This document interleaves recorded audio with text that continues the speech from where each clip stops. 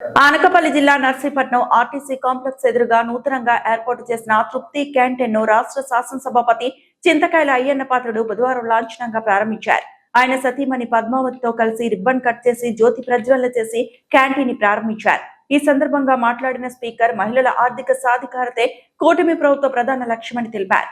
రాష్ట్ర వ్యాప్తంగా 3,000 మంది డ్వాక్రా మహిళలకు ఉపాధి కల్పించేలా 750 తృప్తి క్యాంటీన్లను ప్రభుత్వం మంజూరు చేసిందన్నారు. మహిళలు గృహిణులుగానే కాకుండా వ్యాపారవేత్తలుగా ఎదిగి మరికొందరికి ఉపాధి కల్పించాలని ఆకాంక్షించారు. మెప్మా ఆధ్వర్యంలో నర్సీపట్నం పురపాలక సంఘంలో ఏర్పాటు చేసిన ఈ ఫుడ్ కోర్టుకు ఇండియన్ ఓవర్సీస్ బ్యాంక్ 13.75 లక్షల ఆర్థిక సహాయం అందించిందని తెలిపారు. అనకాపల్లి జిల్లాలో తొలి తృప్తి క్యాంటీన్ గా దీన్ని ఎంపిక చేశారని పేర్కొన్నారు. ఈ క్యాంటీన్ ను శ్రీలక్ష్మి ఎస్ఎల్ఎఫ్ సభ్యురాలు ఎన్ రహీనా బాను నిర్వహించనున్నారని, ఇక్కడ నాణ్యమైన టిఫిన్స్ తో పాటు వెజ్ నాన్ వెజ్ భోజనం అందుబాటు ధరలో లభిస్తాయని స్పీకర్ తెలిపారు. క్యాంటీన్ విజయవంతమైతే మున్సిపాలిటీ పరిధిలో మరిన్ని ఏర్పాటు చేస్తామని వెల్లడించారు. ఈ కార్యక్రమంలో RDO V V Ramana, municipal commissioner Surendra, bank అధికారులు, మెప్మా సిబ్బంది, టీడీపీ నాయకులు మరియు స్థానిక ప్రజాప్రతినిధులు పాల్గొన్నారు.